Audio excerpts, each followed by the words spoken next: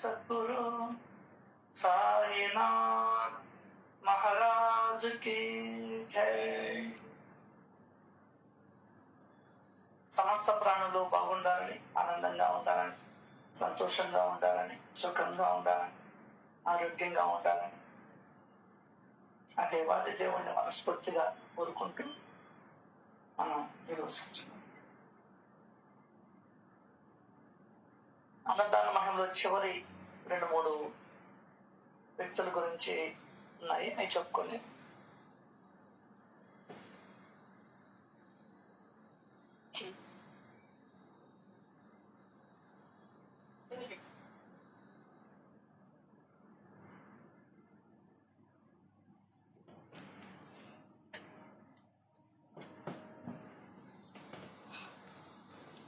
వీర్పూర్ నేను అనుకున్నాం కదా, జలారాం బాబా ప్రతినిత్యం అన్నదానం చేసే పనిలో కొందరు సాయం చేసేవాళ్ళు. అతనికి ఒక భక్తుడు ఆయన వద్ద ఉండి అన్నదానంలో సహాయం చేసేవాడు. ఆ భక్తుడు సంవత్సరం నుండి గంగా యమున నదులలో స్నానం చేసి శరీరాన్ని పవిత్రం చేసుకుని వస్తా, అనుమతి ఇవ్వమని కోరాడు. ఎవరు? ఈ జలారాం బాబాకి వంట చేయడంలో సహాయపడే వ్యక్తి. అట్లాగే అని నవ్వేవాడు జలారాం బాబా. ఒకరోజు ఆ భక్తుడు వచ్చి, నేను తప్పకుండా వెళ్ళాలి, ప్లీజ్ నాకు అనుమతినివ్వండి అని అడుగుతాడు.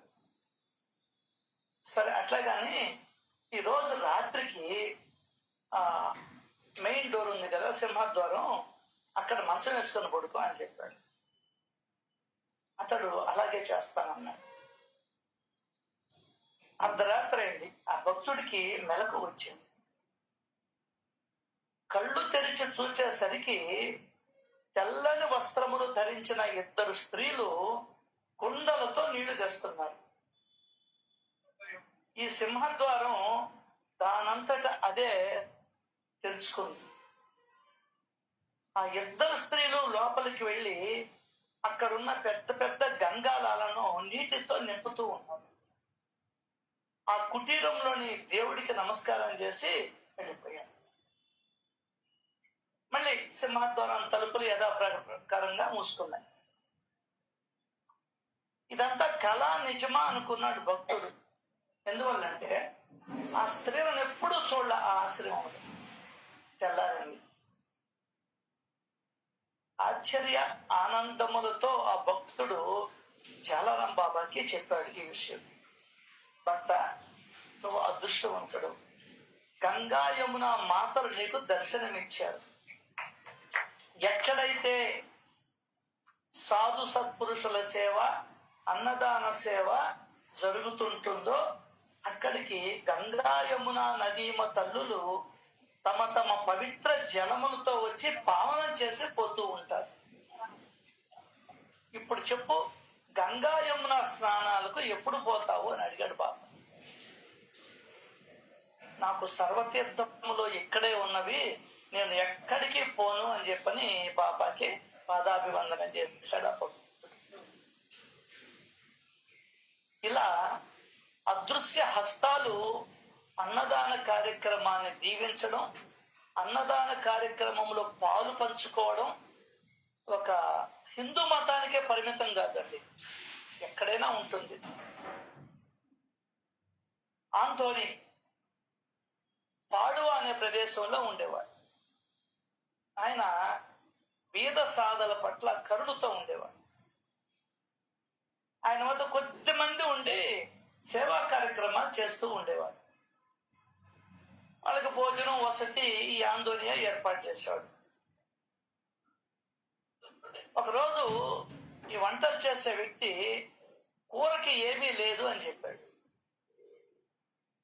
ఈ ఆందోళన ఏం చేశాడు, వెంటనే తనకు తెలిసిన ఒక మహిళ వద్దకు పోయి తినటానికి ఏదైనా పంపమని కోరాడు.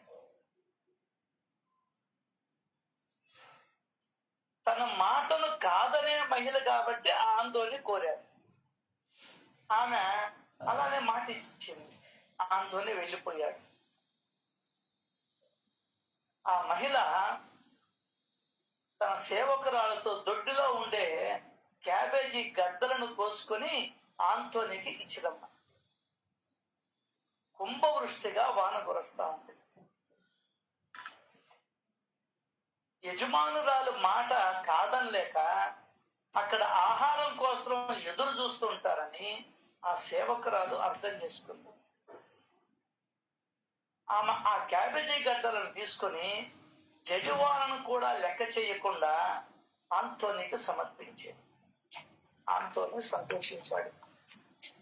ఇక ఆమె యజమానురాలింటికి వెళ్ళింది.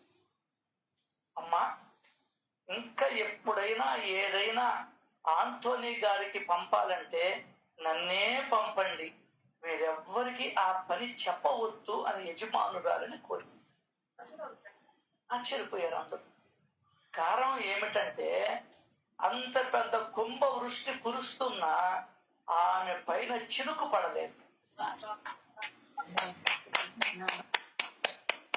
ఇది ఎవరి మహిమ? ఆంతోని మహిమయా, జీసస్ క్రైస్తు మహిమ? ఎవరికి వారు ఊహించుకోవాల్సిందే. అయితే అటువంటి సేవా కార్యక్రమాలలో పాలు పంచుకొనని వారు ఎవరుంటారు? ఇంత అద్భుతాన్ని ఆమె చూసింది కదా, ఇంకా వాళ్ళు ఆ సేవనే కోరుకుంటారు.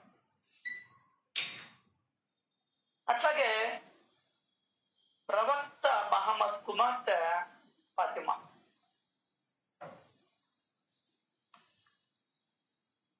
ఫాతిమా ప్రవక్త కుమార్తెగా కాకుండా తనంతట తాను గొప్ప పేరు సంపాదించుకున్న మహనీయురాలు. మహమ్మదు, ఆయన కుమార్తె ఫాతిమా, అల్లుడు ఆలీ 3 రోజుల నుండి ఉపవాసం ఉంటున్నారు. అయితే మహమ్మదు కుమార్తె అల్లుడి గృహాలు వేరువేరుగా ఉన్నా దగ్గరగానే ఉన్నాయి. ఒక అరబ్బు మహమ్మదు దగ్గరికి వచ్చి తాను చాలా బీద స్థితిలో ఉన్నానని, కొన్ని దినముల నుండి భోజనం కూడా లేదని, బట్టలు కూడా లేవని చెప్పి ఏదన్నా ధన సహాయాన్ని కోరాడు. ఆ సమయంలో ప్రవక్త దగ్గర ఏమీ లేదు, చుట్టుపక్కల ఎవరూ లేరు. తాను సాయపడలేకపోవచ్చును గాని సాయము చేయువారిని చూపిన సాయము చేసినంత పుణ్యమే అని మహమ్మదు ఫాతిమా గృహానికి వెళ్ళు అని చెప్తాడు.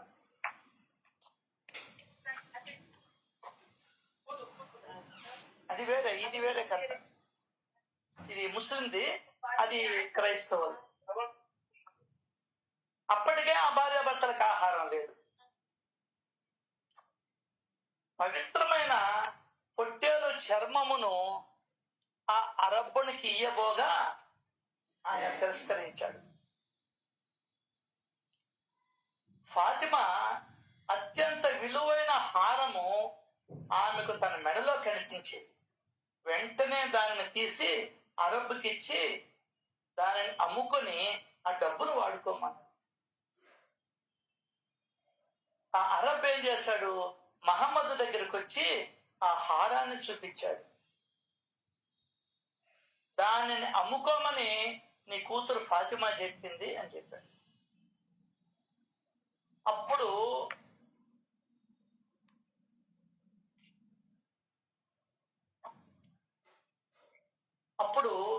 అరబ్బు మహమ్మదు అమర్ ఇబ్ను యాసిర్ అనే వ్యక్తితో మాట్లాడుతున్నాడు.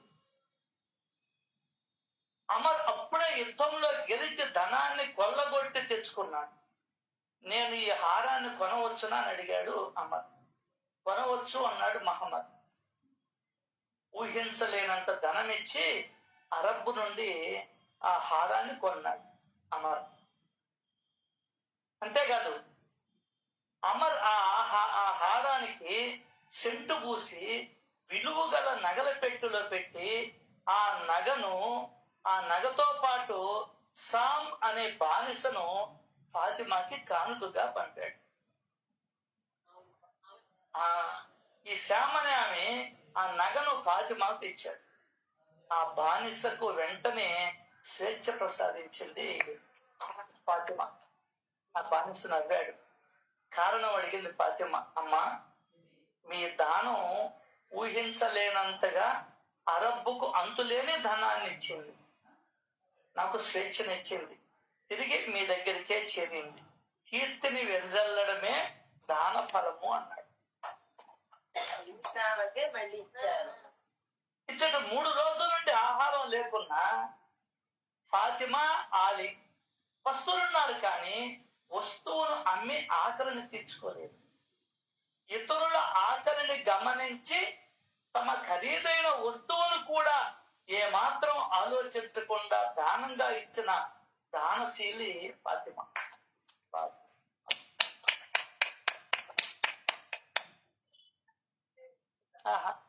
ఏం సార్ వాళ్ళు మరి అసలు నిజం అనిపిస్తారు ఇవన్నీ జరుగుతుంటా. ఇంకా ఇటువంటి వాళ్ళు మనం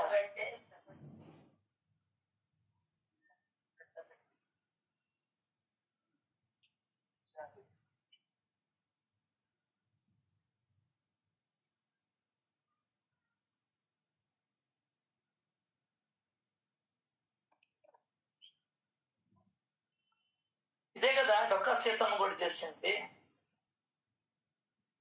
కంటి ఒకటి ఉండింది దండ, అది ఏమని కూర్చున్నాడు వాడు. అది ఇస్తే గానీ తినని కూర్చున్నాడు వాడు. భర్త ఏమో ఇది ఒకటేనే మన దగ్గర ఉండేది అని. ఏమంటే బిడ్డ అన్నో తిన్నంటున్నాడండి. మన ఇంట్లో అనుకుంటుళ్ళా ఏమంటే అన్నో తింటం లేదు, వాడు అడిగిన సైకిల్ ఏదైనా గురిస్తాం. ఇదేమన్నా బిడ్డ వాడేమన్నా అన్నో తినకుండా పోతే ఎట్లా అండి? ఇచ్చేద్దాంలేండి ఆ దండ. అబ్బాబ్బాబ్బా, అదే మనమైతే తింటే నువ్వు కాలితే కాలుతుంది, పోరా నువ్వే కాలితే అప్పుడే నువ్వే వస్తావు అంటాం. భర్త కాళ్ళు పట్టుకుని బతిలాడు. తన కోసరం కాదు, వాడి కోసం. ఇవన్నీ మనకు అందరంత ఎత్తులో ఉంటాయి సార్. వీటి నుండి మనం కొద్దిగా ఇన్స్పైర్ అయితే దానికి కథలు చెప్పుకునేది. ఇన్స్పిరేషన్ కావాలి, లేదంటే చదువుకునే ప్రయోజనం. ఒక ఆలోచన మనలో కలగాలి. అదే బాబాడి కదా, ఆ ఒక్క అడుగు నువ్వు వేయమని. ఇవన్నీ మనకు ప్రేరణ. ఇన్స్పిరేషన్ అంటే ప్రేరణ కాదు. అప్పుడే మన జీవితం కూడా వాళ్ళంతా కాకపోయినా మనకు ఆత్మతృప్తి కలుగుతుంది. ఊళ్ళో వాళ్ళకి బళ్ళ మనకు ఆత్మతృప్తి కలుగుతుంది. చెప్పాడు కదా, ఆత్మతృప్తి కన్నా వేరే అన్యమైనది ఏదీ లేదురా. అది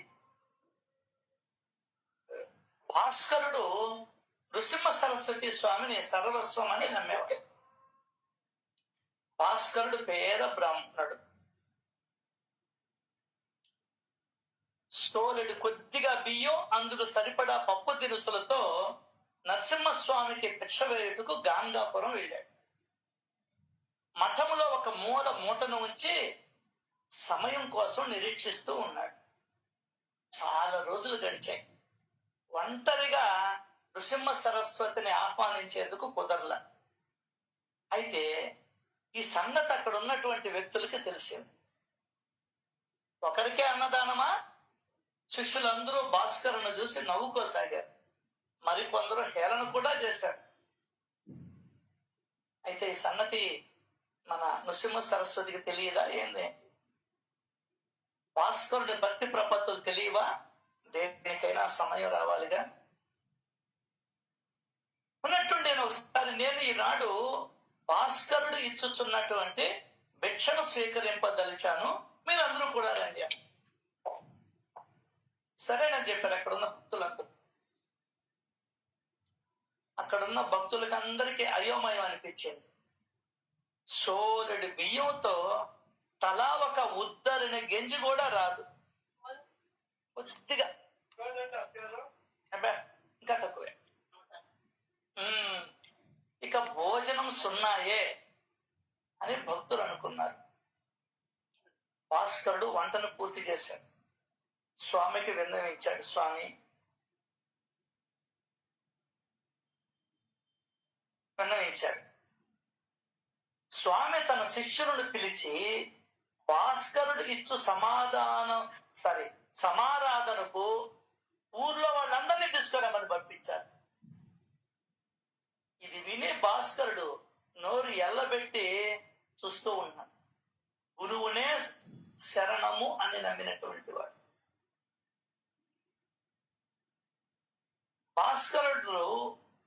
భాస్కరుని స్వామి పిలిచాడు. భోజన పదార్థములపై తన కప్పుకునేదాన్ని ఉంచమన్నాడు. భాస్కరుడు ఆ శాటి అంటారు, దాన్ని తీసుకుని భోజన పదార్థాలపై కప్పాడు. స్వామి ఆ శాటి పైన కమండలములోని ఉదకమును చల్లాడు, నీటిని చల్లాడు. కానీ ఇంక వడ్డాలు చేయమన్నా. అందరూ అరిటాకులు అందరూ కూర్చున్నారు. సోరెడు బియ్యం ఎందరికి వస్తుంది, ఇదే ఆలోచన అందరిది. వరుసగా పచ్చళ్ళు, పప్పు, పొడి, కూరలు, అన్నము, చిత్రాన్నము, పాయసము, పులుసు, అప్పడాలు, వడియాలు, చివరికి పెరుగు వడ్డలు కూడా చేయబడుతూనే ఉన్నాయి. నెయ్యి పుష్కలంగా వాడబడుతూ ఉన్నది. అందరికీ ఆశ్చర్యం వేసింది. ఇదంతా కలగాదు కదా అనుకున్నా. ఎప్పటికప్పుడు మారు వడ్డించడం కూడా జరుగుతూ ఉంది. అన్ని కులముల వారు, అన్ని మతముల వారు ఆ భోజనం చేశారు.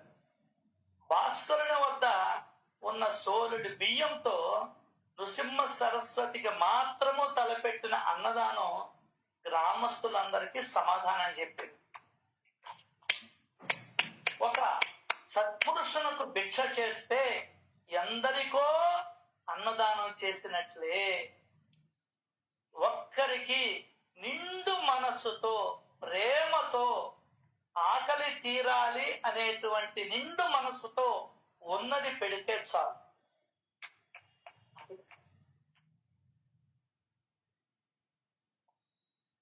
మన బొంబాయిలో ఒక అతను ఉండేవాడు, సంతానం కలగల. ఎంతకాలానికి సంతానం కలగకపోతే సంతానం కలిగితే 10,000 మందికి అన్నదాన ఆరాధన చేస్తారని మొక్కుకున్నాడు. ఏం మొక్కుకున్నాడు? సమారాధన అంటారు మనం, తప్పది. ఆరాధన. వచ్చినటువంటి వాళ్ళందరినీ సమానంగా ఆదరిస్తాను అనేది అర్థం సమారాధన అంటే. అర్థమైందా? దత్తుడు కరుణించాడు, పుత్రుడు కలిగాడు ఆ ధనాన్ని. అయితే పుట్టెడు దుఃఖం కూడా ఆ ధనవంతుని కుటుంబాన్ని చుట్టుమట్టింది. ఎందువల్లంటే ధనవంతుడేమో చనిపోయాడు, కానీ ఆ ముక్కు అలాగే ఉండిపోయాడు. మరణించిన ధనవంతుడు ముక్కును తీర్చలేడు కాబట్టి ఆ వర్తకుని భార్య పైన పడింది ఆ ముక్కు బాధ్యత. ఆ వర్తకుని భార్య ముక్కును తీర్చుదామనుకున్నది, కానీ విధి వైపరీత్యం వలన ఆ సంపద అంతా కోల్పోయింది. అటువంటి పరిస్థితుల్లో పూట గడవడమే కష్టంగా మారి ఇంకా ముక్కును తీర్చేది ఎలా? లబ్ధిని పొందింది, ముక్కును వాయిదా వేసే మనస్తత్వం ఆమెకు లేదు. ఈ సంగతిని దత్తుడు గ్రహించాడు. వర్తకుని భార్య గాంగాపురం వెళ్ళి తన బాధను అక్కడ ఉన్నటువంటి నిర్గుణ పాదుకులకు విన్నవించుకున్నది. శ్రీ గురుడు ఆమెకు స్వప్నములో కనిపించారు. అక్కలకోటలోని సమర్థ స్వామికి భిక్షణ ఇస్తే 10,000 మంది బ్రాహ్మణులకు పెట్టినట్లే అన్నారు శ్రీ గురువు. ఆ ముక్కును ఎంతో ప్రేమగా తీర్చదలుచుకుంది. ఆమె భోజనం తయారు చేసుకుంది. అక్కలకోట స్వామి ఉండే ప్రదేశానికి బయలుదేరింది. ఒక వీధిలో పిల్లకాయలతో ఆడుకుంటూ ఉన్నాడు సమర్థుడు. ఆ సమయంలో ఆమెను చూచాడు. అమ్మా, ఏమిటి, నాకు భోజనం తెచ్చావా అని ఆప్యాయంగా ప్రశ్నించాడు సమర్థుడు. ఆమె వెంటనే ఆనందంతో సమర్థుల నోటికి ఒక అన్నపు ముద్దను అందించింది. స్వామి ఆరగించాడు. తల్లి, వ్యాకులత చెందకు, నీ మొక్కు తీరినది అని ఆశ్చర్యపోతాడు సమర్థుడు. మొక్కును తీర్చాలి అనే ప్రగాఢమైన కోరిక ఉంటే చాలు, మార్గాన్ని తెలపడం ఆ దైవం యొక్క కర్తవ్యం. ఒక్కరికి ఆప్యాయంగా పెడితే 10,000 మందికి పెట్టినట్లే. ఇదే విధంగా పైఠాన్లో ఏకనాథుల వారు ఉండేవారు. అదే గ్రామంలో ఒక బ్రాహ్మణ దంపతులు కూడా నివసిస్తూ ఉండేవారు. ఆ మహిళకు ఒక చిన్న కోరిక ఉంది. ఒక్కసారి 1000 మంది బ్రాహ్మణులకైనా అన్నదానం చేయాలనుకునేది. వాళ్ళు డబ్బులు ఉండేవాళ్ళు బాగా, అలా చేయగల స్తోమత వాళ్ళకు ఉంది. విధి వక్రించింది. ఆ సంపన్న బ్రాహ్మణుడు మరణించాడు. సంపద మెల్లమెల్లగా కరిగిపోయింది. అంతేకాదు, లాస్ట్కి ఆమె పరిస్థితి, ఆమె ఇతరులకు గోదావరి నుండి నీళ్లను మోసుకొచ్చి ఇచ్చేది, డబ్బు ఇచ్చేవారు. ఇలా ఆమె జీవితాన్ని వెళ్ళదీసుకొస్తుంది. అయితే ఆమె ప్రతి దినం ఏకనాథుల వారి మరాఠీ ప్రసంగాలను వినేది కూడా. ఆమె కోరిక అంత పేదరికంలో ఉండి కూడా మాయమౌల. ఈ విషయాన్ని పండితుడైన ఒక బ్రాహ్మణుడితో చెప్పింది. ఆ బ్రాహ్మణుడు సుదీర్ఘంగా ఆలోచించి చివరికి ఒక మార్గాన్ని చెప్పాడు.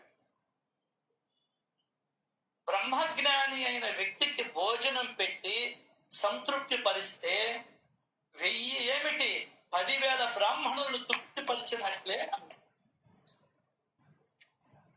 ఇక అటువంటి వ్యక్తి ఎవరా అని ఆలోచించి అందుకు ఏకనాథుడు ఒక్కడే అని తెలుసుకున్నాను.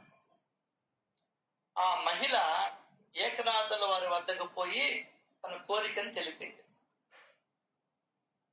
ఆయన ఏమన్నాడు, నా కొడుకు పండిట్టున్నాడు, వాడిని అడగమన్నాడు. ఎందువల్ల అంటే ఏకనాథుల వారు ఇతరుల గృహములలో భుజింపను అని కుమారునికి మాట ఇచ్చి ఉన్నాడు. అందువలన కుమారుణ్ణి అనుమతి అడిగి రమ్మన్నాడు ఏకనాథుడు. ఈ హరి పండిట్ అంగీకరించాల. ఆ మహిళ ఏడుస్తూ కుమారునితో, వంట నీవు చెయ్యి, సరుకులు సామానులను ఆమె సరఫరా చేస్తుంది, ఇంకా నేను భుజించిన విస్తరణ కూడా నీవే తీసివేద్దువు గాని అని చెప్పి కుమారుణ్ణి ఒప్పించాడు ఏకనాథుడు. ఏకనాథుడు తన కుమారునితో ఆమె ఇంటికి వెళ్లి భుజించాడు సంతృప్తిగా.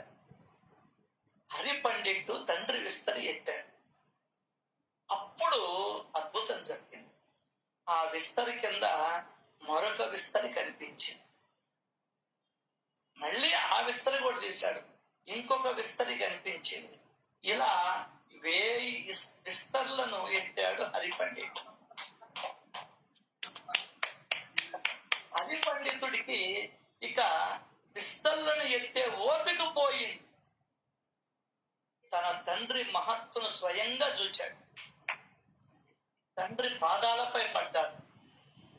తన తండ్రిని తన కొలబొద్దతో కలవడం, సంస్కృతంలోనే వ్రాయాలనడం, ఇతరుల ఇంట భుజింపరాదు అని అనడం, ఇవన్నీ చాలా తెలివి తక్కువ విషయాలని గ్రహించాడు ఆ హరి పండితుడు.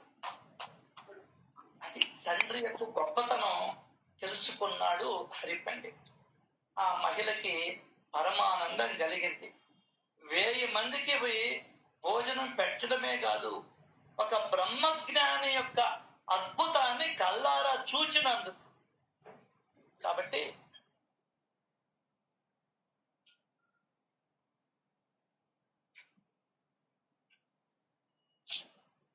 కాయ కష్టం చేసి ఒక పిడికడు మెతుకులు ఇతరులకు పెట్టినా చాలు, ఆలోచన వస్తే చాలు, అతిథి వస్తాడు అప్పుడే.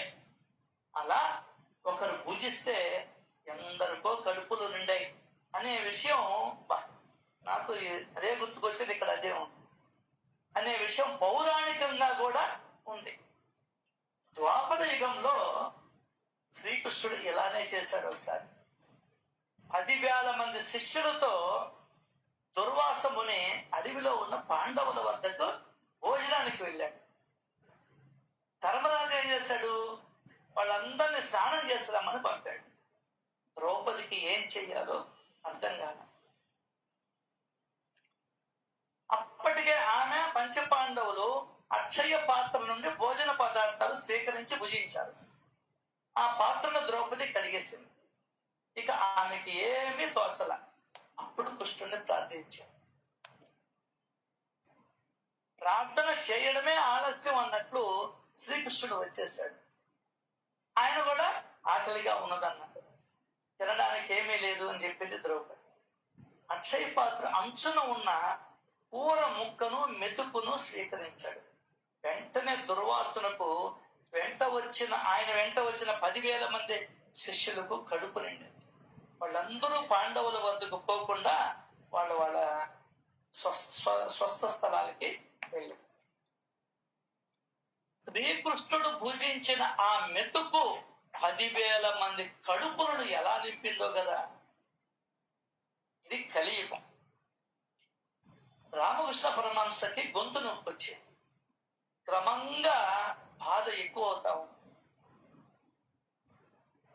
గోలప్పమ అనే ఒక భక్తురాలు ఈ పరమహంసను తీసుకెళ్లి కలకత్తాకి తీసుకెళ్లి డాక్టర్కి చూపించింది. వాళ్ళ వెంట లాటు మహారాజు కాళీపదుడు అనే బాలురు కూడా వెళ్ళారు. డాక్టర్ను సంప్రదించారు. తిరుగుముఖం పట్టేసరికి చాలా లేట్ అయింది. ఆ నలుగురు రామకృష్ణ పరమహంస, గోపాల్మ, లాటు, కాళీపదుడు వీళ్ళెవ్వరూ భోజనం చేయలే. అప్పటికే మధ్యాహ్నం 1:30 పైన అయిపోయింది. వాళ్ళందరూ దక్షిణేశ్వరానికి తిరిగి రాబోతూ ఉన్నారు. బారానగర్ వద్ద ఒక తీరానికి చేరారు బోట్లో. రామకృష్ణుల వారికి ఆకలి. ఆయన సుకుమారుడు, ఆకలికి తట్టుకోలేకపోతున్నాడు. ఆయన అడిగాడు, ఆ ముగ్గురు వద్ద డబ్బులు ఏమైనా ఉన్నాయా? వేసుకున్న బట్టలు తప్ప ఇంకేం లేవు. గోలప్పమ వద్ద మాత్రం చీర కొంగున ఒక అణ ఉంది. ఆ అణాను ఖాళీకి ఇచ్చింది. బారానగర్ వద్ద బోటును ఆపి ఖాళీ దగ్గరలో ఉన్న బజార్ నుండి ఒక అణ పెట్టి మిఠాయిలు ఒక పొట్లం తెచ్చాడు. ఆ అంగుళం అంత ఉన్నాయి, 15-16 మిఠాయిలు, అంటే చిన్న పప్పల మెట్లు అంట. ఆ మిఠాయి పొట్లాన్ని రామకృష్ణుల వారికి ఇచ్చాడు ఖాళీ. అందరికీ ఆకలిగా చాలా కొద్దిగైనా తమకు ఇస్తారనే ఆశతో ఉన్నారు ఆ ముగ్గురు. కానీ వారి ఆశలన్నీ నిరాశలయ్యాయి. ఎవ్వరికి ఇవ్వకుండా రామకృష్ణుల వారు ఒక్కరే తినేశారు. మిఠాయి పొట్లానికి అంటుకున్న రసాన్ని కూడా ఆయన వదల్లా. ఆ రసాన్ని సైతం నాకేశాడు. ఖాళీ పొట్లాన్ని గోలప్పమ చేర్చారు. ఆమె దోశలతో పారుతున్న ఆ గంగా జలాన్ని బట్టి రామకృష్ణుల వారి దప్పికను తీర్చింది. ఆహా, నా కడుపు నిండింది అన్నారు రామకృష్ణుడు. అంతే, అక్కడ ఆకలితో నకనాకలాడుతున్న ఆ ముగ్గురి ఆకలి కూడా తీరింది. ఆ ముగ్గురు ఒకరి ముఖం ఒకరు చూసుకుంటున్నారు, నవ్వుకున్నారు. రామకృష్ణుల వారి వంక చూచారు ఆ ముగ్గురు. ఆయన కూడా నవ్వసాగాడు. ఆ నలుగురి నవ్వులతో ఆ పడవే కాదు, గంగా నది కూడా ఆ నవ్వులో పాలు పంచుకున్నారు. ఆ నవ్వుల హరివిల్లును ఏ చిత్రకారుడు గీయగలడు? ఆయన ఎప్పుడూ తన మహిమల్ని బహిర్గతం చేయడు. ఎప్పుడో ఏందో ఇటువంటి సందర్భాలలో తప్ప. శ్రీకృష్ణుడు ఒక మెతుకు తింటే 10,000 మంది కడుపు నిండింది ద్వాపర యుగంలో. కలియుగంలో రామకృష్ణుడు కొద్దిపాటి ఆహారాన్ని తీసుకుంటే అక్కడున్న మరో ముగ్గురి కడుపులు నిండాయి. దీనికి భిన్నంగా సాయి సచ్చరిత్రలో కొన్ని కథలు. ఒకసారి సాయిబాబా ద్వారకామాయిలో ఉన్నటువంటి లక్ష్మీబాయి షిండే చేత నాకు ఆకలిగా ఉన్నదమ్మా అన్న. ఆమె పరుగు పరుగున ఇంటికి వెళ్ళి రొట్టెలు కూర తయారు చేసి పట్టుకొని వచ్చింది. సాయి ఆ రొట్టెల్ని కూరని తీసుకొని దగ్గరగా ఉన్నటువంటి కుక్కకు పెట్టాడు. ఆ కుక్క తృప్తిగా భుజించింది, కానీ లక్ష్మీబాయి మాత్రం ఉంచుకున్నాడు. సాయిబాబా ఆమె యొక్క ఆలోచనను పసిగట్టి, అనవసరంగా ఎందుకు బాధపడతావు, కుక్క ఆకలి తీర్చడం నా ఆకలిని తీర్చడమే. ఎవరైతే ఆకలిగా ఉన్న వారికి భోజనము పెట్టేదరో నాకు అన్నము పెట్టినట్లే. దీనిని గొప్ప నీతిగా గ్రహించు అన్నాడు. ఆకలిగా ఉన్న ఏ జీవికి అన్నం పెట్టినా అది సాయినాథుడికి పెట్టినట్లే. వాళ్ళంతా మనుషులతో పోనిచ్చారు. ఈయన నిన్ను నన్ను టాప్ లోకి తీసుకెళ్తున్నాడు. ఏ జీవికైనా పెట్టు, ఆ పరమాత్మకి పెట్టినట్టే. కృష్ణుడిలాగా రామకృష్ణుడిలాగా అద్భుతాలు చేసి ఇతరుల ఆకలిని మనం తీర్చలేము. సాయిబాబా లాగా మనం తినబోయే ఆహారాన్ని ఇతరులకు పెట్టి వారి ఆకలి తీరితే మన ఆకలి తీరినట్టే అనే సద్బోధను లేదా ఆధ్యాత్మిక సత్యాన్ని ఆచరించి చూపే సంస్కారం మనలో ఉండకపోవచ్చు. చాలండి, కడుపు నిండింది అనే వరకు భోజనం పెట్టే శక్తి అందరికీ ఉండకపోవచ్చు. కనీసం పిడికెడు మెతుకులైన వెంకయ్య స్వామి వారి పేరు మీద పెట్టే బుద్ధి పుడితే అదే పది.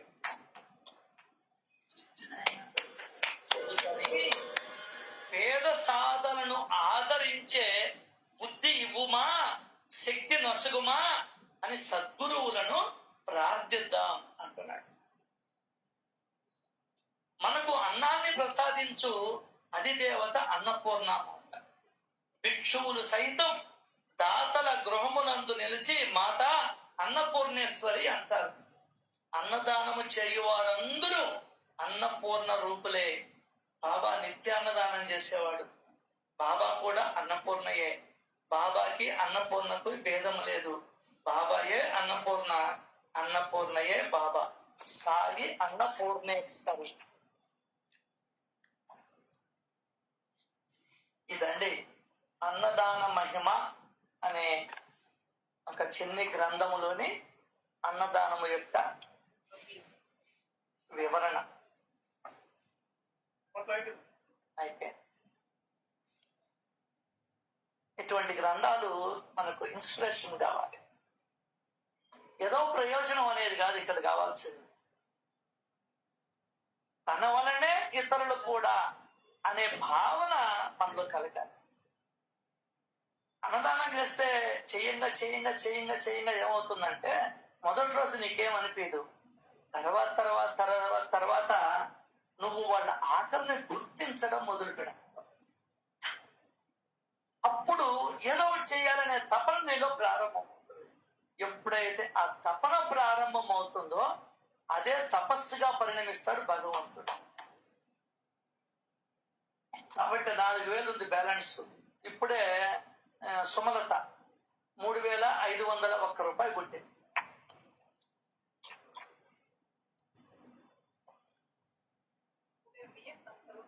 ఉదయాన్నే బియ్య బస్తా ఒకటి వచ్చింది. అది లక్ష్మణ్. అది మనం ఆలోచించాల్సింది. ఎందుకంటే వరుసగా 3 పూట్ల చేస్తుంటే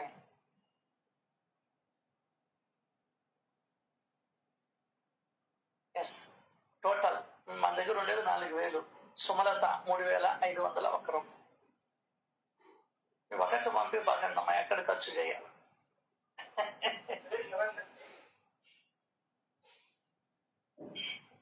అన్నదాన మహిమ.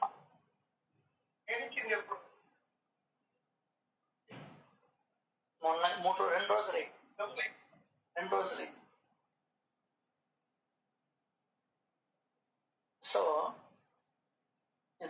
గుర్తుపెట్టుకొని బాబా చెప్పింది కూడా అదే.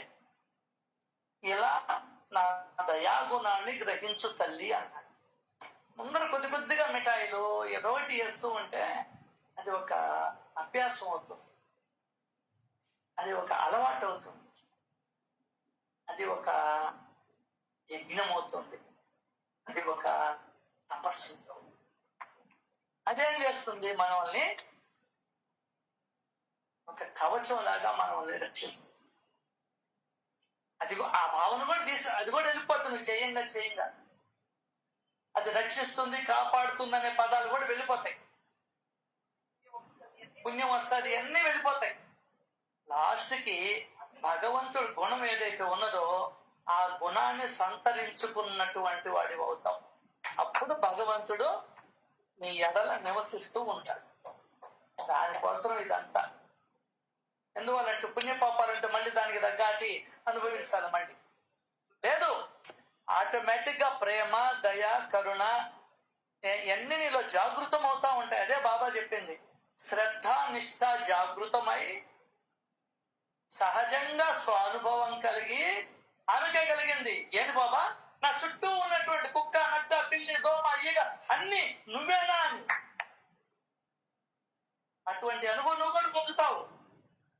అనేక రకాల అనుభవాలు వస్తాయి నీకు. చేస్తే వస్తాయి, చేయకుంటే రావు. ఇదే చేస్తే వస్తాయి, చేయకుంటే రావు. ఎత్తుకోబోయి ఇస్తే వస్తాయి, ఇవ్వకుంటే రావు.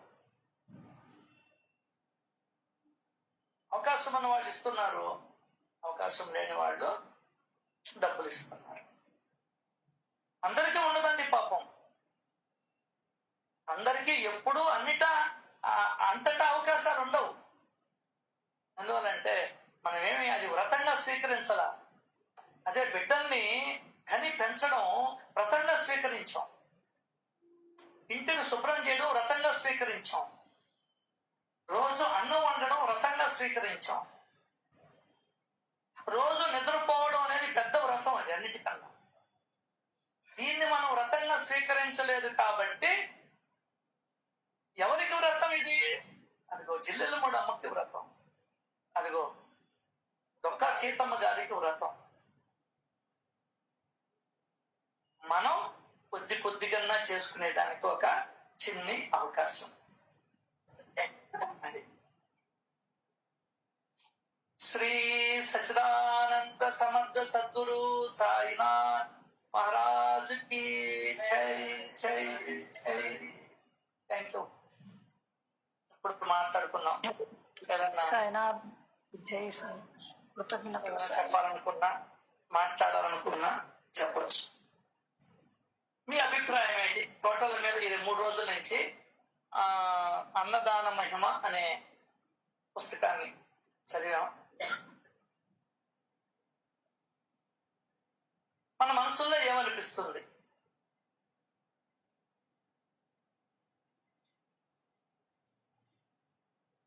సాయిరామ్ సార్, నాకైతే ఒళ్ళొంచి చెయ్యాల్సిందే అని అనిపిస్తోంది సార్. ఇంకా దానికి ఎటువంటి ఇది లేదు, తప్పదు, మన కోసం మనం చేసుకోవాలి అని అనిపించి ఒక రకమైన బలం వచ్చింది సార్. ఏదో ఒక మంచి కార్యం చేస్తున్నాం, ఈ జన్మ భగవంతుడు ఇచ్చినందుకు కొందరు ఆకలన్నా తీరుస్తున్నాం అన్నది it makes me feel very very happy sir. అది నేనేంటి చేస్తున్నాను నిస్వార్థంగా అన్నదంటే ఇదొక్కటే మనకు కనిపిస్తోంది. వాళ్ళు ఎవరో మనకు తెలీదు, వాళ్ళ దగ్గర నుంచి మనం ఏం ఎక్స్పెక్ట్ చేయలేము, మనకు తెలుసు చేయరని కూడా. కానీ అయినా మనం వాళ్ళ కోసం చేస్తున్నామంటే ఇదే చాలా ఇన్స్పిరేషన్ అనిపిస్తుంది సార్ మనకి. కాబట్టి తప్పకుండా ఒళ్ళు అంచాల్సిందే సార్. అంత పెద్ద బాబా గారే ఈ రోజు సమాధి చెందుతున్నాను అన్నా కూడా వెళ్ళొచ్చారంటే మనం ఏ పాటోళ్ళం సార్. సాయిబాబా ముందు అంతలాగా అంత ఎండ వరకు చేయకపోయినా కనీసం ఓపిక ఉంది, బలం ఉంది, అన్ని ఉన్నప్పుడు అంత లార్జ్ స్కేల్లో చెప్పినా కొంత మనం చెయ్యాలి, తప్పదని. ఇది మాత్రం తప్పదు సార్. ఇంకా దీనికి వేరే ఆప్షన్ లేదని నాకు అనిపిస్తుంది. ప్రతి ఒక్కరికి తప్పదు ఇది. అంతే Yes, సార్. yes. ఇతనికి ఒక కండిషన్ పెట్టడానికి లేదు, మస్ట్ అండ్ షుడ్ అనిపిస్తాను సార్. మంచి జన్మ కావాలి, మళ్ళీ మనం బాబా గారి మాట వినాలి అనుకుంటే పెట్టుబడి పెట్టాల్సిందే. Nothing is for free in life sir. ఏది Yes. ఫ్రీగా రాదు జీవితంలో. సంతోషం గాని ఏది గాని, చదువు గాని, మంచి తల్లిదండ్రులు రావాలి, మంచి బిడ్డలు అన్ని ఏది ఫ్రీగా రాదు సార్. కష్టపడాలి, అది నాకు అనిపించింది sir. Thank you very much sir. Very good, very good.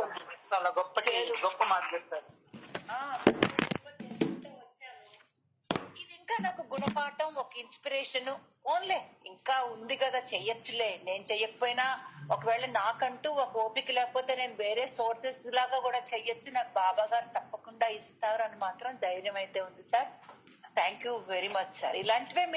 ఇట్లాంటివి ఇప్పుడు స్కూల్ లెసన్స్ చెప్తున్నప్పుడు పిల్లలకి మేము ఎగ్జామ్స్ ముందు టిప్పులు ఇస్తుంటాం అనమాట. ఇలా చెయ్యండి, అలా చదవండి, అలా రాయండి, ఇట్లా రాయండి, మీకు వచ్చిన ఆన్సర్ గబగబా రాసేయండి, రానివి తర్వాత చూసుకోండి, డోంట్ వేస్ట్ యువర్ టైం అని టిప్స్ ఇస్తుంటాం.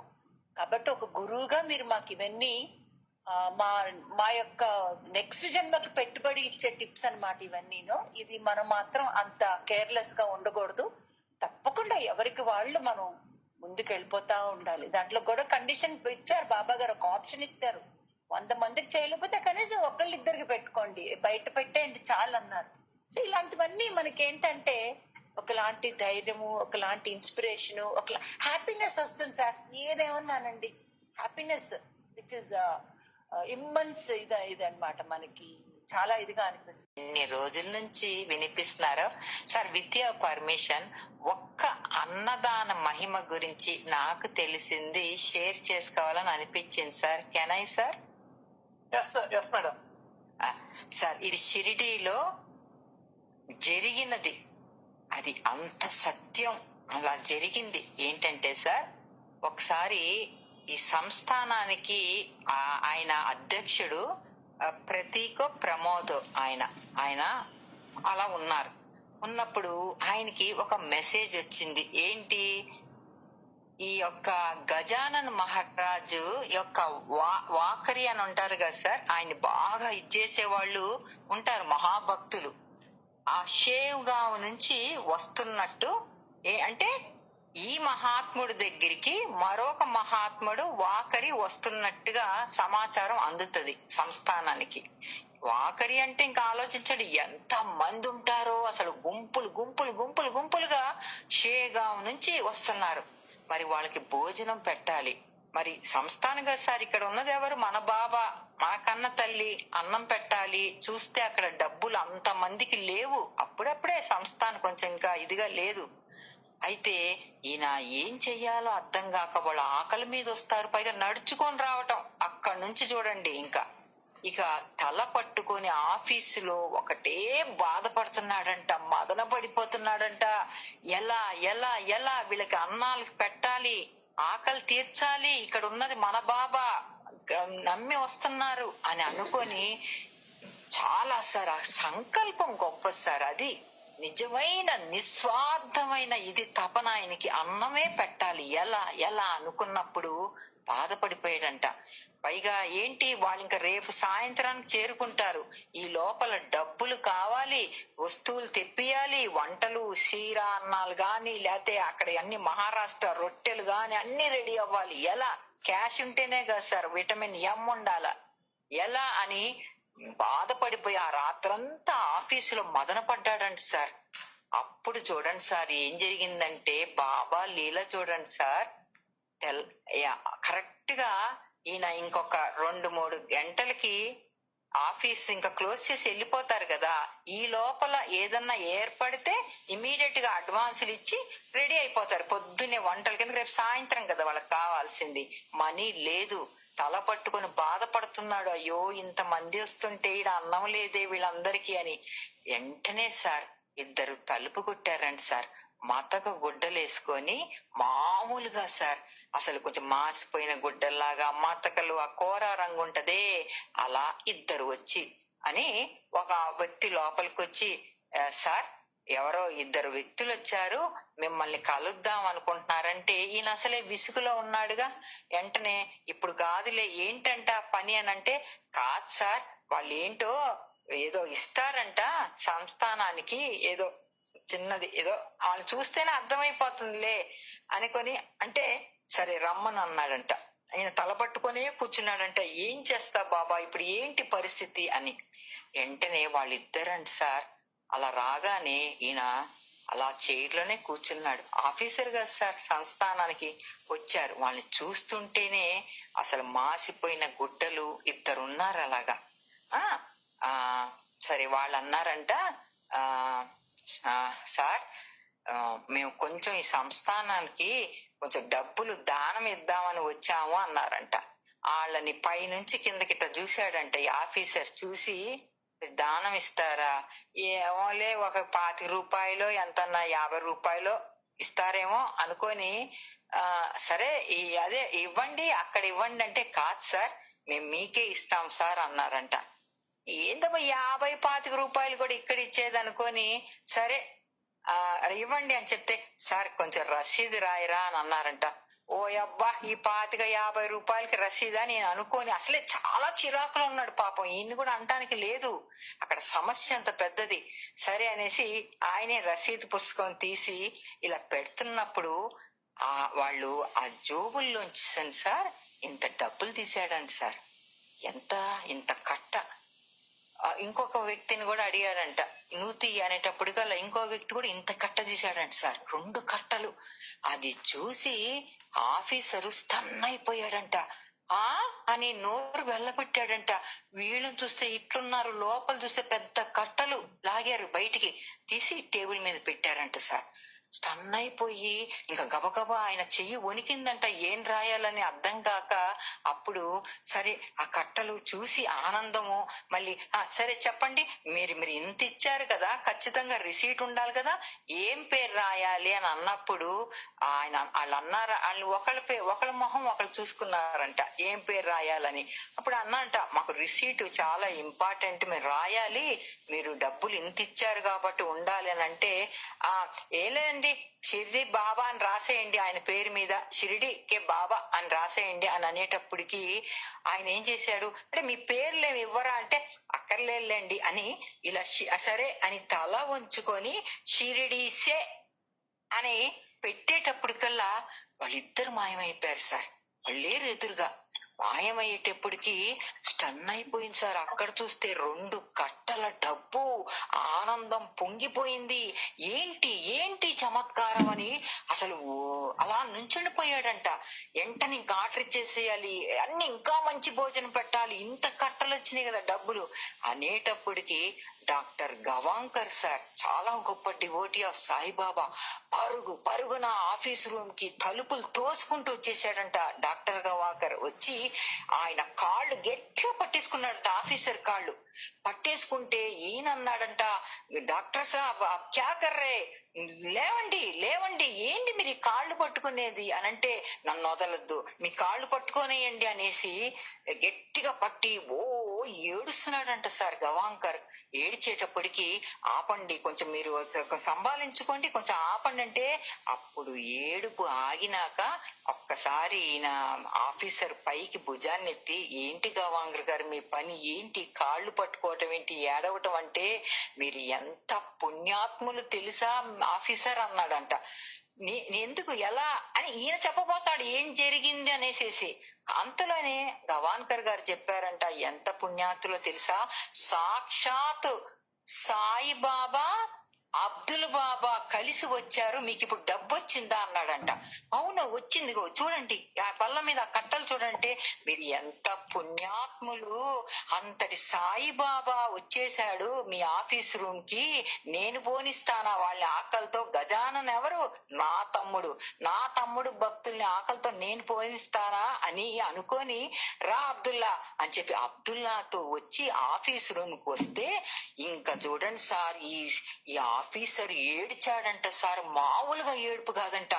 గవాంకర్ అన్నాడంట, ఇదేంటి ఇప్పుడు మీరు ఏడుస్తున్నారంటే, ఏడవక సస్తానా, నాకు ఎంత కొవ్వు కాకపోతే అంతటి సాయిబాబా వస్తే, అబ్దుల్ బాబా వస్తే, వాళ్ళు నుంచుంటే నేను పెద్ద ఆఫీసర్ అని చైర్ మీద కూర్చొని ఏంటి ఎంత ఇస్తారు, 25 ఇస్తావా 50 ఇస్తావా అని ఎంత చులకనగా మాట్లాడాను. సాయిబాబా అంత తోడు నా కోసం వచ్చాడా, వాళ్ళిద్దరు నుంచుంటే నేను సీటు మీద కూర్చున్నానని ఎంత చిన్న పిల్లోళ్లాగా ఏడ్చాడంట సార్. నిజంగా ఆఫీసరు ఇలా ఉంటది సార్. సాక్షాత్తు బాబా చూడండి సార్, అన్నం కోసం ఆయనే ఎట్లా అసలు ఎటువంటి చమత్కారాలు చేస్తాడో చూడండి సార్. నిజంగా అద్భుతంగా సార్. నిజంగా ఇలా జరుగుతుంది సార్. ఆ అన్నా అనుకున్న మహిమే అంత గొప్ప సార్. నిజంగా సాయిరాం సార్. ఈ విషయం గవాంకర్ కి ఎట్లా తెలుసు అంటే, బాబా స్వయంగా గవాంకర్ కల్లో కనిపించి, నేను వెళ్ళి షిరిడీలో 1200 రూపాయలు కట్టేసి వచ్చాను, అప్పుడు 600 మంది వస్తూ ఉన్నారు. వార్కరి అంటే నడిచి పాదాచారులై నడిచే వాళ్ళు వార్కరి సాంప్రదాయం అంటారు. పాదయాత్ర మన భర్త చెప్పుకోవాలి. ఇంకొక పాయింట్ నేను మిస్ ఏంటంటే సార్, గవాంకర్ ఎందుకు రావటం అయిందంటే, గవాంకర్ కి బాబా గారు కల్లో వచ్చి చెప్పారు అక్కడ డబ్బు వెళ్ళిపోయింది పో అని. ఒక ఎవిడెన్స్ కావాలి కదా, అది ఆ పాయింట్ నేను కొంచెం మిస్ అయ్యా సార్. కానీ చూడండి సార్, ఎంత ఏమి చెయ్యలేడు సార్ ఆయన. నిజంగా అద్భుతం సార్.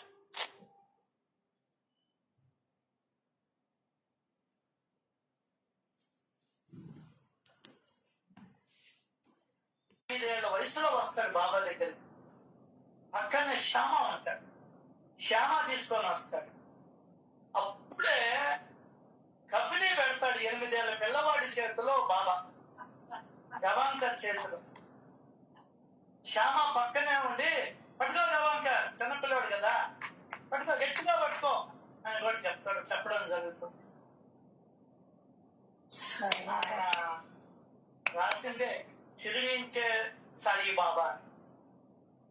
అదే మనమ్మ గారు తెలుగులో కూడా అనువాదం చేశారు సార్. అప్పుడు సార్ అప్పుడే, సారీ ఫర్ ఇంటరప్టింగ్ సార్, అప్పుడు ఏమొద్దంటే చిన్న పిల్లోడు కదా, 8 years కదా, కఫిని ఆ రోజుల్లోనే సంపాదించుకోగలిగాడు. అప్పుడు శ్యామ అడ్డొచ్చి, అడ్డంటే మంచిగా ఏమంటే, బాబా చిన్న పిల్లోడు కదా, కఫిని యొక్క వాల్యూ తెలీదు, దాన్ని సంభాలించలేడు, గవాంకర్ ఒక్కసారి పెద్ద అయినాక నేనే ఇస్తాగా అని చెప్పి, అప్పుడు అతని దగ్గర అట్టి పెట్టుకొని, అది గుర్తు పెట్టుకొని, గవాంకర్ కి ఒక వయసు అంటే వస్తది కదా మంచి, ఆ కొంచెం ఆ బుద్ధి ఉన్న టైంకి అప్పుడు శ్యామ ఇచ్చేసారని సార్. అది అట్లా అంత గొప్పోడు సార్ ఈ గవాంకర్. బా సాయిరామ్ సార్.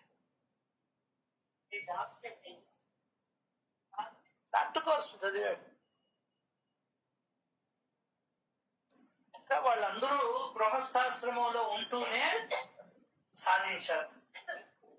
అది చేయలే. బాబా దగ్గర ఎవరో వామనరావు పటేల్ లాంటి వాళ్ళు తప్ప మిగతా వాళ్ళందరూ గృహస్థాశ్రమంలోనే ఉండి లబ్ధిని పొందారు, బాబా చెప్పిన మాటల్ని విని ఆచరించి. అది లెక్క. ఇంకా అందులో సన్యాసులు అయితే ఇంకా సృష్టి ఎట్లా జరగద్ది? ఆయన వచ్చింది ఏంటంటే, దీనులను ఉద్ధరించడానికి, భక్తుల చెడు వాసనలనే దుష్టులైన రాక్షసులను సంహరించడానికి. అద్భుతంగా రాస్తాడు హేమాద్రి పంత్ గారు. ఆయన వచ్చిన అవతార కార్యం ఎస్ఎస్ఏ దానికి రాల, మార్చేదానికి వచ్చాడు, మనసును మార్చేదానికి వచ్చాడు.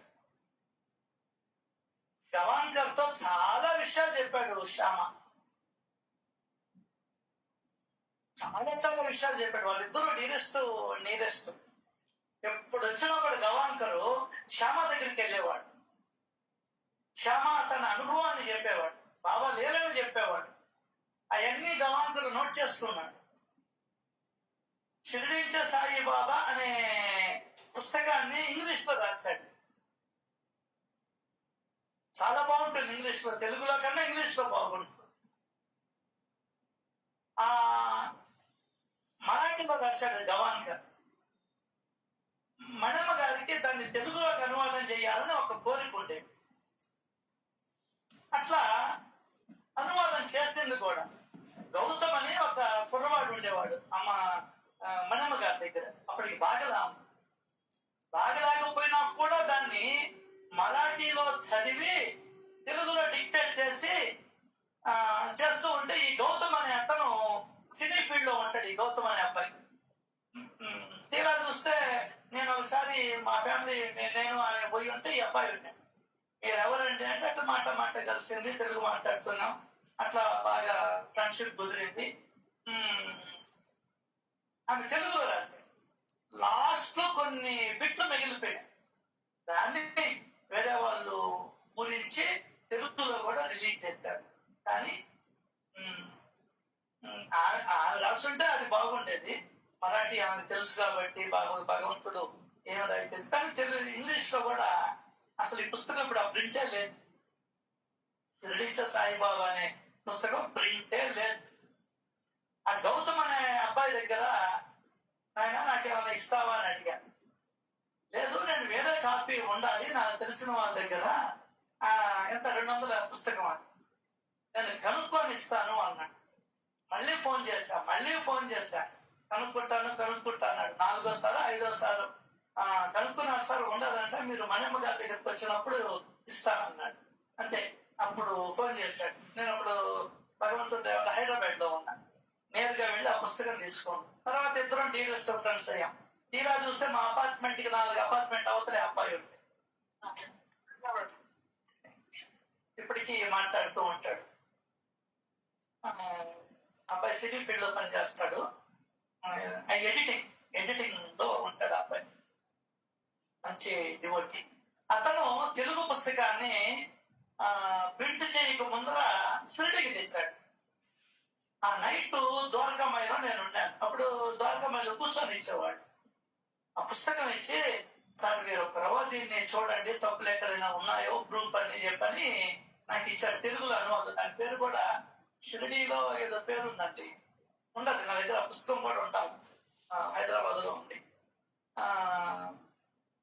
దాన్ని ఆ రోజు అక్కడే ఇట్లా వెడల్పుగా పేజీలు తీసేది. దాన్ని ప్రూఫ్ ఆ రోజంతా ద్వారకామాయిలో కూర్చొని దాన్ని ఆ ప్రూఫ్ దిద్దాం. నేను అక్కడనే కూర్చొని పలాని అండర్లైన్ చేసి పెట్టాను. ఆ రోజు ద్వారకామాయిలో పఠించడం జరిగింది తెలుగులో. ఇంగ్లీష్ లో ఆల్రెడీ ఆ అబ్బాయి ఇచ్చాడు కదా 200 రూపాయలు తీసుకొని. అప్పుడు ఇంగ్లీష్ లో చదువున్నాను కాబట్టి చెప్పగలుగుతున్నాను.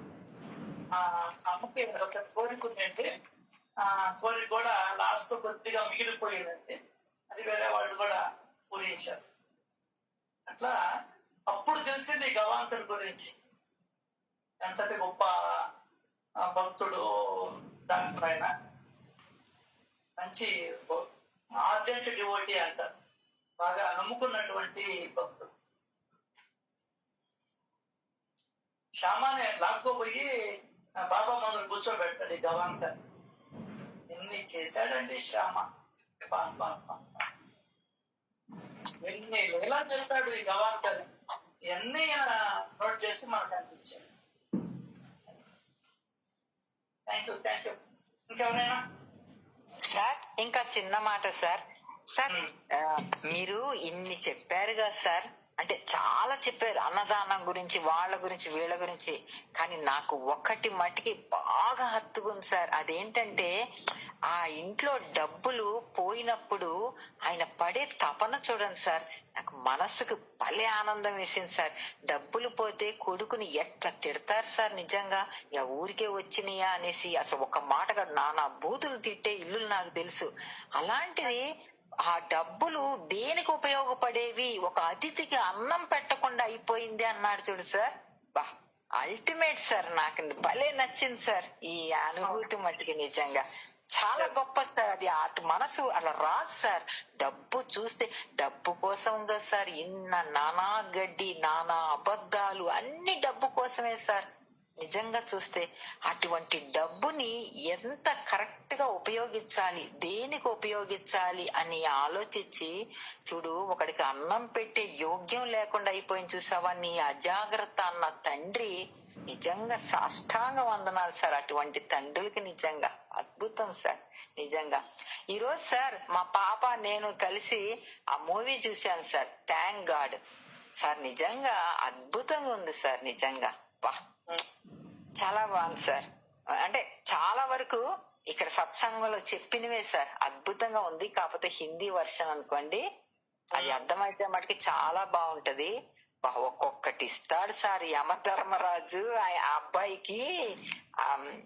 అంటే తను కాపాడుకోవాలని చూస్తాడు అన్నిటికీ. అది చాలా బాగుంది సార్. అది వర్త్ వాచింగ్ సార్. నిజంగా thank you sir. Thank you sir.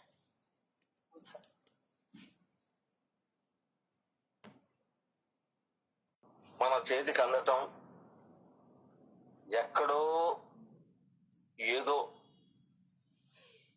ఏదోగా ఎందుకు లేబ్బా, ఏముంది లేబ్బా, పెడుతున్నాం కదా, ఈయన ఊరకం చెబుతుంటాడులే, ఈయనకి పనే ఉంది అనే యొక్క భావన ఏ కొద్ది మందిలో కలిగినా ఆ భావన తీసివేయటానికి, ఇంకొకరు మన అందరిలో ఉత్తేజం నింపటానికి ఖచ్చితంగా అందుకు ఆయన ఈ బుక్ మనకిచ్చాడనిపించింది సార్ నాకు. ఎంతమంది హ్యాపీగా వింటున్నారా? నా కోసం ఇది నా కోసం అనే భావన కలుగుతుంది సార్ అందరిలో. నేను చెయ్యాలి, ఎంతో కొంత పార్టిసిపేట్ అవ్వాలి, నిరుత్సాహపడకుండా ఒక బూస్ట్ ఇది టానిక్ లాగా. ఇట్లాంటి టానిక్ కాదు. కరోనా వచ్చినప్పుడు ఎట్లా లౌదలేరు ఇంజక్షన్ కోసంగా, అట్లాగా కావాలి ఇది అవసరం, నా కోసం అంతే. అట్లా అనిపించింది నాకు. నాకేమనిపించిందంటే అంతకు మించి మనం ఏమి వరగబెట్టేది ఏమి ఉండదని ఏమీ చేయలేము సార్. ఒక్క మాటలు సార్. ఏమీ చేయలేము, మించి ఏమీ చేయలేం కాబట్టి ఇదన్నా చేద్దాము. అది నిన్న లిఖిత అమ్మ చెప్పింది, సార్ నాకు ఇంకా చేద్దామని ఉందండి, బాగా చేద్దామని ఉందండి, మా ఇంట్లో సహకారం లేదండి, ఎట్లా అంటుంటే నేను అన్నా, అమ్మా ఎట్లా వర్షాలు వస్తాయి, ఒక నెల చిల్లర రోజుల లోపలే వస్తాయి వర్షాలు బాగానే. మనకి బాగా వచ్చినప్పుడు మీకు అవకాశం వెహికల్ ఉంది కాబట్టి మీరు కూడా రండి, వెహికల్లో హాయిగా పంచుకుందాము, మీ యొక్క సేవ ఇవ్వండి, అప్పుడు పెట్రోల్ వరకు డబ్బులు తీసుకోండి అని చెప్పాను నేను. అది మిస్ కాకుండా మీ సేవ అందించినట్టుంటది, ఇబ్బంది ఏమి ఉండదమ్మా అని అన్నా నేను. ఇంట్లో అనుసరించిపోవటం మేలు, అది మర్చిపోకండి అమ్మా అని చెప్పా. అప్పుడు ఆటో తప్పనిసరిగా పెట్టాల్సిందేను వర్షం వచ్చేటప్పుడు. పోయినసారి కూడా ఆటో ఎక్కున్నామమ్మా అని. మన మీరు మీ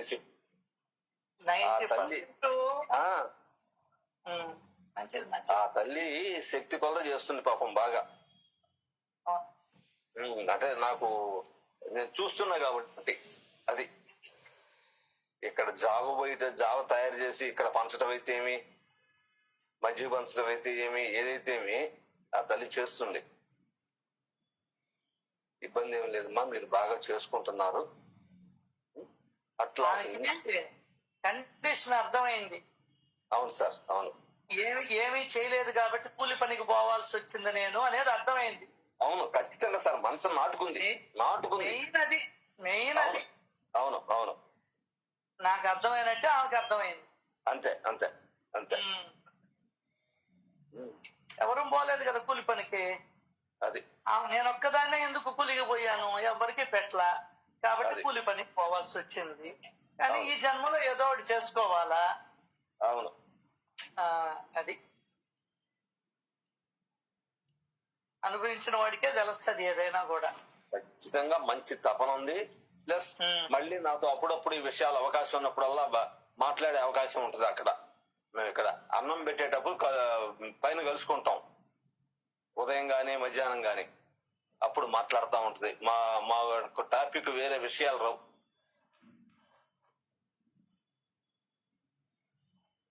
చాలా చక్కగా. ఇప్పుడు నేను ఒక్కోసారి మిద్ది పైన వింటూ ఉంటాను సార్. వెళ్ళి ఈ చాలా మంది వచ్చి గుడ్డలు ఆరేసుకొని పోతా ఉంటుంటారు. నా పాటికి నేను చదువుకుంటుంటా, వింటుంటా. ఈ తల్లి ఎందుకు అడిగింది నన్న? మా అపార్ట్మెంట్ లో ఈ ఒక్క తల్లి నన్ను చేర్పించయ్యా, ఒకరు నేను కూడా విందామని కోరిక ఉందని. తర్వాత ఎవరు అడగలేదే వాస్తవంగా. వాళ్ళ వంతు రాలేదు సార్. అది అంతే అంతే. మన వంతు వస్తేనే గాని మనం బాబాకి గుర్తుకురాం. అవును సార్, అవును సార్, ఖచ్చితంగా. అది లేనప్పుడు ఇంకా బాబా మాట, బాబా స్మరణ, బాబా లీలలు చెవికెక్కడం జరగదు. అవును అవును, అది లెక్క. అసలు ఎంత తపన చేసుకోవాలి, ఇంకా చేసుకోవాలి, ఇంకా చేసుకోవాలి అని నాకు ఆనందం వేస్తుంది. ఆ తపనకి ఆశ్చర్యం వేస్తుంది. వెరీ గుడ్ అమ్మా అనుకుంటా నేను. కష్టం అనుభవించింది కదా. Yes, really really really.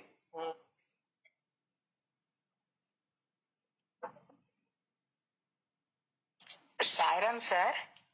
సరేమ్మా. సార్ నాకు ఒక డౌట్ సార్, కొంచెం క్లారిటీ ఇవ్వండి సార్.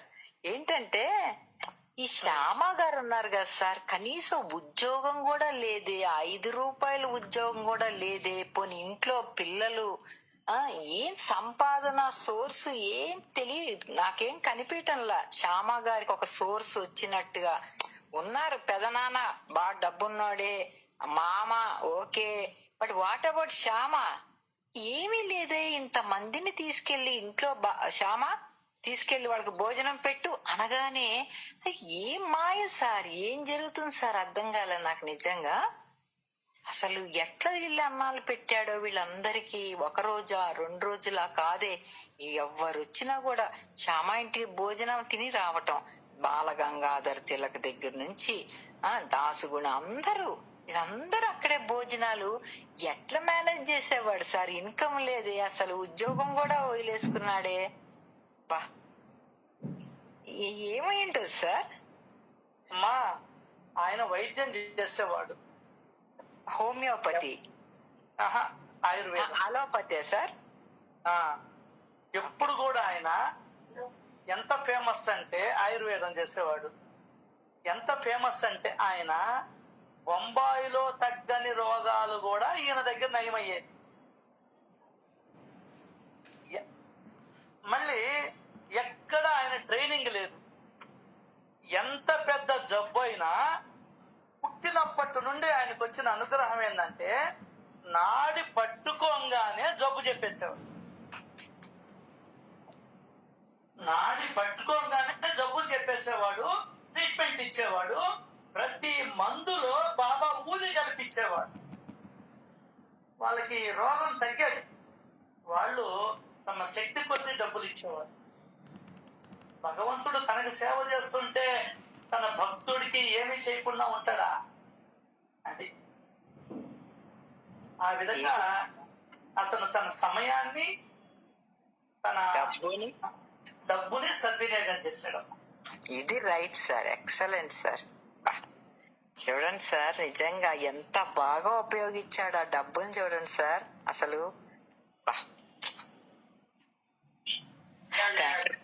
Thank you.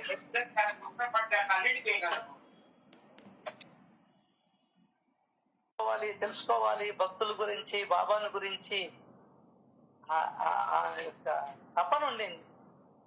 అప్పుడు వీటికన్నిటికీ పరిశోధన జరిగింది. నువ్వు ఎంత తపన పడితే అంత నీకు అందిస్తాడమ్మా.